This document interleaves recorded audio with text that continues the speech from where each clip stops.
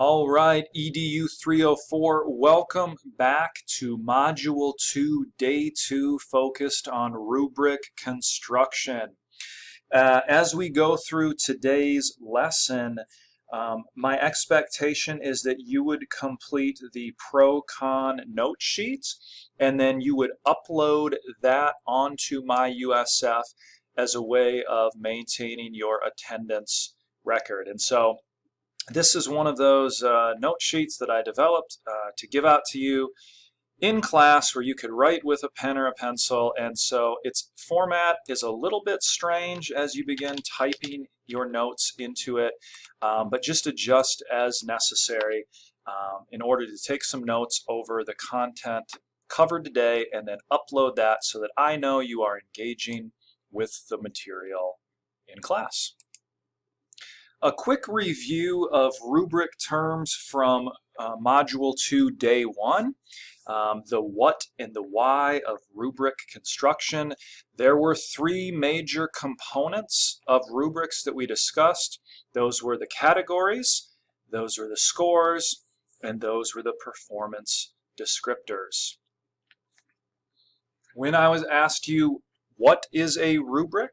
We said it is a scoring guide that seeks to assess a student's performance based not on a single numerical score or letter grade, but based on the sum of a full range of criteria or components. Why do we use these rubrics?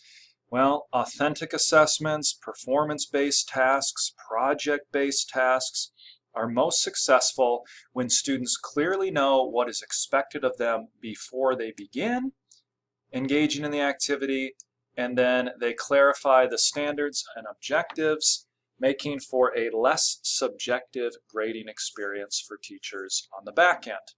And I apologize if the screen is cut off a little bit. I don't think it's going to bother most of our slides as we move forward. I noted in our last lecture that rubrics are not used to assess forced or closed response test questions, items like multiple choice, true and false, matching, and short answer. Those are valuable forms of assessment, and we'll get to that in a module to come, but that is not the purpose or the focus of rubrics. Rubrics are used to assess authentic performance-based tasks. I give you a whole list of different types of possibilities, and it is by no means an exhaustive list. Rubrics can be used essentially for anything, anytime you're asking students to create or synthesize or develop or show their own understanding.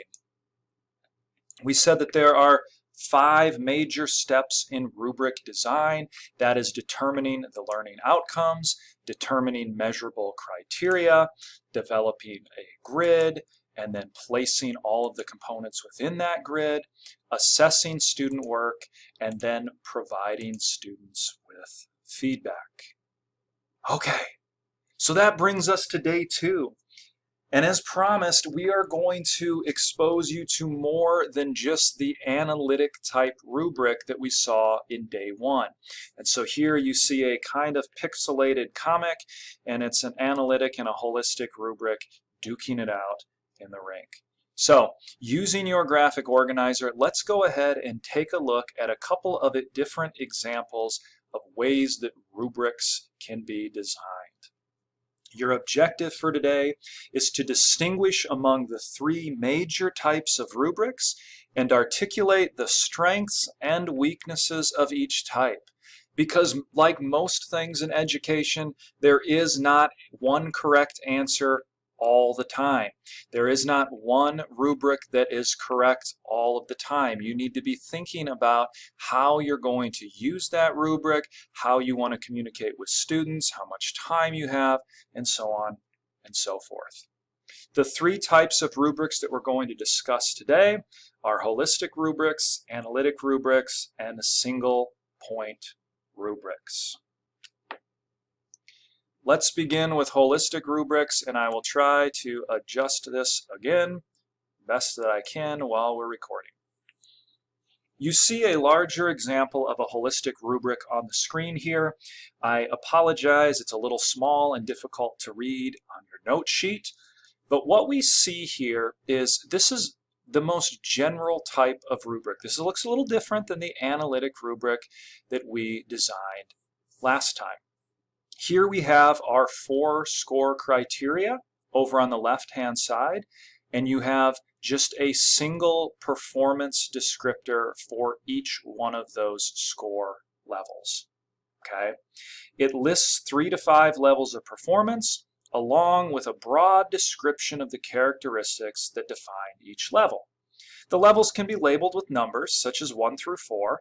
That's what they do here. So we start with the 4, and then 3, the 2, the 1. It could be letters, A, B, C, D, whatever. It could be exemplary, proficient, progressing, beginning. It doesn't really matter. It's all symbolic in terms of what you're asking students to do and how they're showing you what they're accomplishing.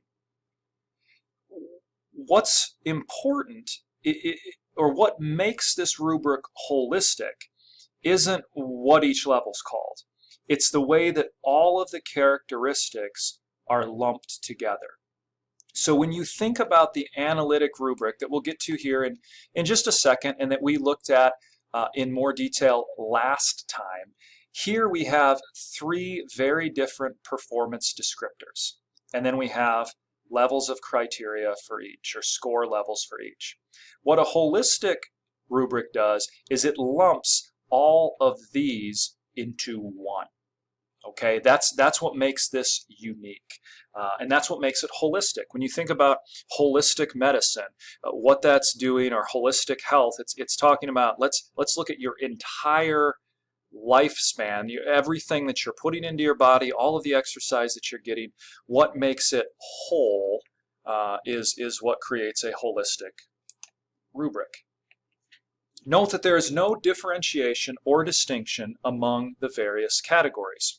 All of the performance descriptors are lumped together, and and that's just important to consider. There are obviously things that you lose when you do this, but there are also some things as an instructor and a student that you gain when you use a holistic rubric. What are some of the advantages that come to mind? The main advantage of a holistic rubric is that it's easy. It's easy on you, the teacher, because it's really asking you to just circle one thing. I mean, when you think about this, and this rubric is for breakfast in bed, just like the cookie. It's kind of strange in a school context, but all it's asking me to do is to determine, based on the performance description here, is it a 4, is it a 3, is it a 2, or is it a 1?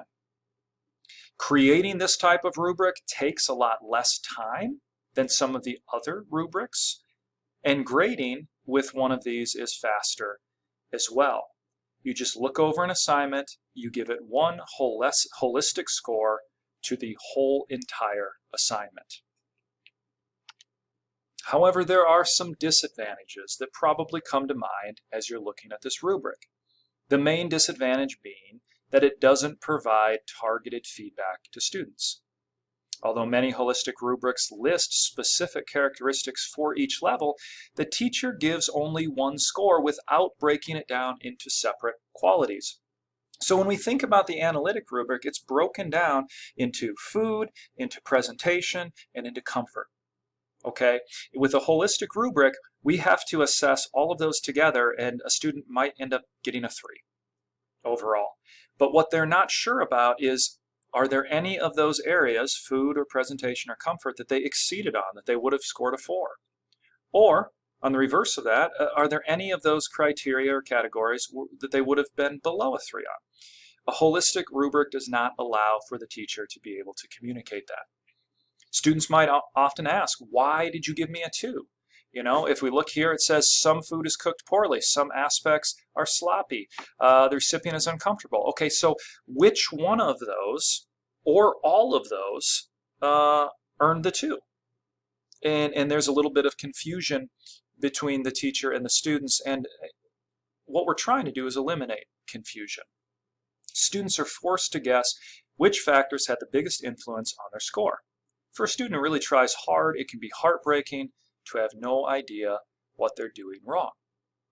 So again, there may be cases where a holistic rubric is appropriate, and it's the best option for you as an instructor.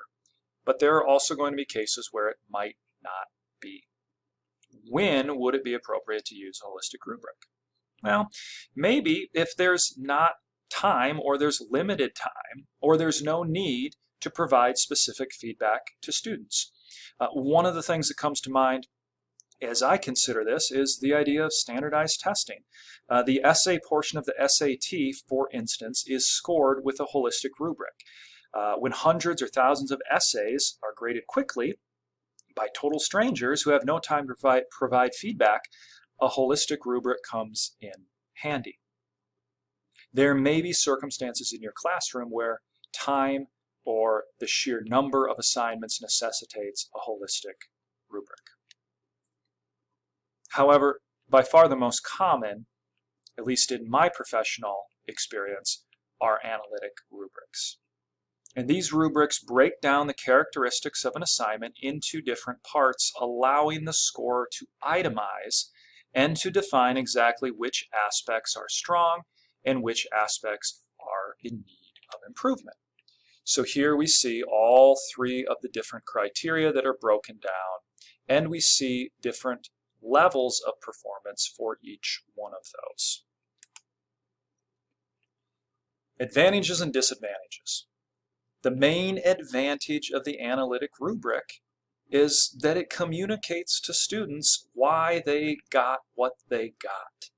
And that's the goal, to clearly communicate to students in what areas you are above proficiency, in what areas you met proficiency, and in which areas you are below proficiency. It's also good for you as the teacher.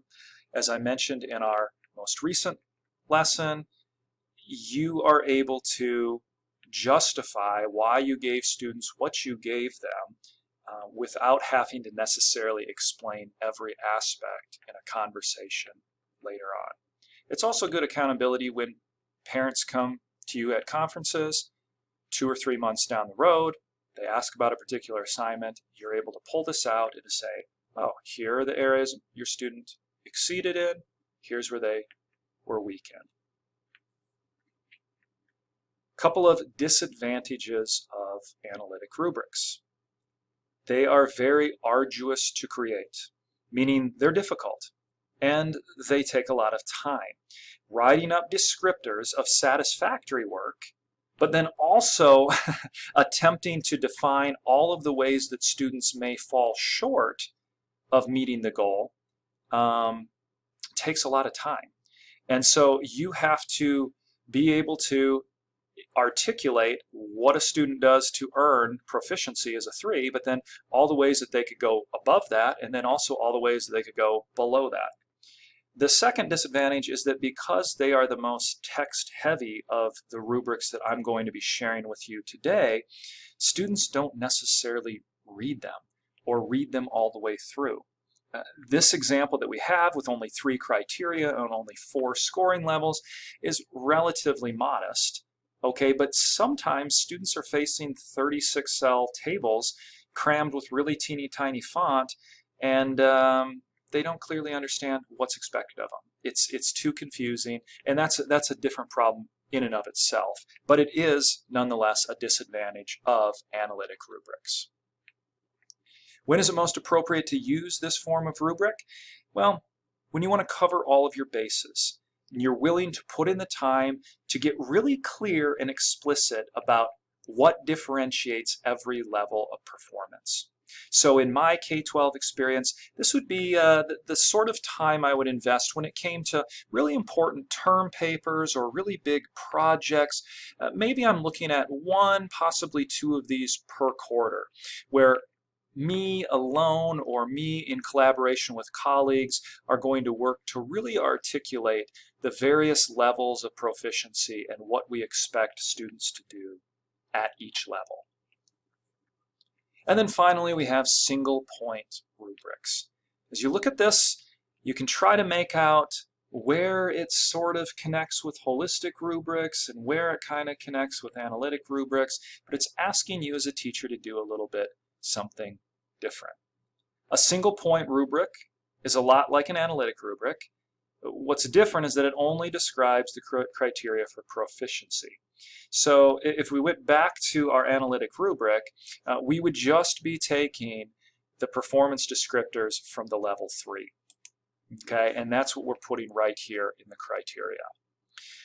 What it's asking you to do then is to, in writing, communicate to students areas of weakness or areas of exceptionality, areas that they have gone above and beyond. Okay, it does not attempt to list all of the ways that a student could fall short or all of the ways that a student could exceed expectation. So here we're able to see kind of a comparison between the two.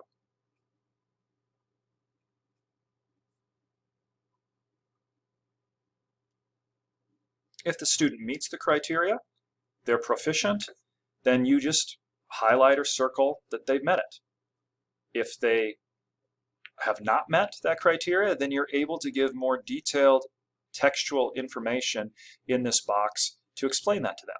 If they go above and beyond and they've exceeded expectations, likewise you're able to give them more detailed textual documentation over there in the right. What are some of the advantages? Students are more likely to read it, and it's going to take a whole lot less time to create, because it's asking of you to, you don't have to anticipate all of the ways that students could go above or beyond, like is the case with an analytic rubric. However, it still provides rich detail about what's expected of students and allows you to give some feedback to them if they are below proficiency or above.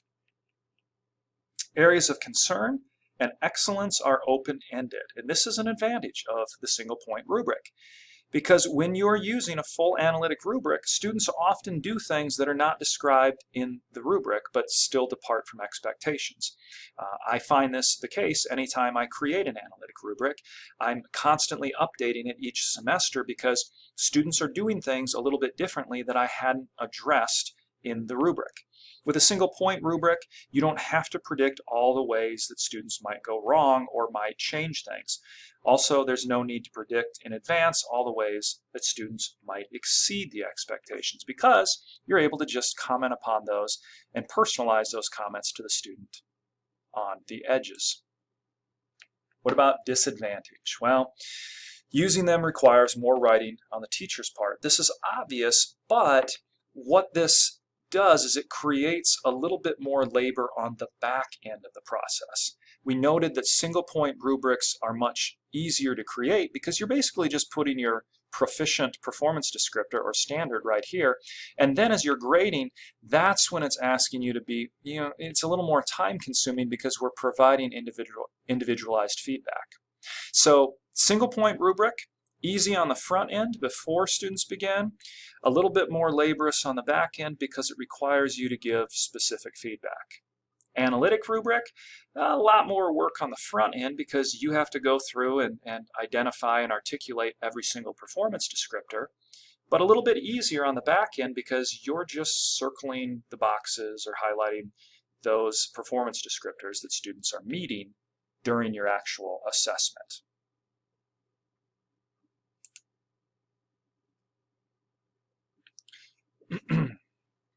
The final one that I wanted to note is something that we call checklists. And this is not a type of rubric, but it is a similar sort of format in that oftentimes teachers use checklists when they come to situations where students must include these items in order to be considered proficient. And so as a teacher, you would just go through and you would be checking off the items that students have included. So again, I give you a breakfast in bed example just to kind of keep the theme the same here. But this does not necessarily allow you to really give much feedback. The expectation is that students are able to meet all of these on their own. You're just simply holding them accountable for doing so. All right, that's where I'm going to end our lesson for today. Just a reminder that you need to upload the pro-con rubric note sheet to my USF, and I also encourage you to view the Enneagram number 9 video and take notes over that to sort of keep on pace with my expectations as we move forward. I will talk to you again on Monday for day 3 of rubrics.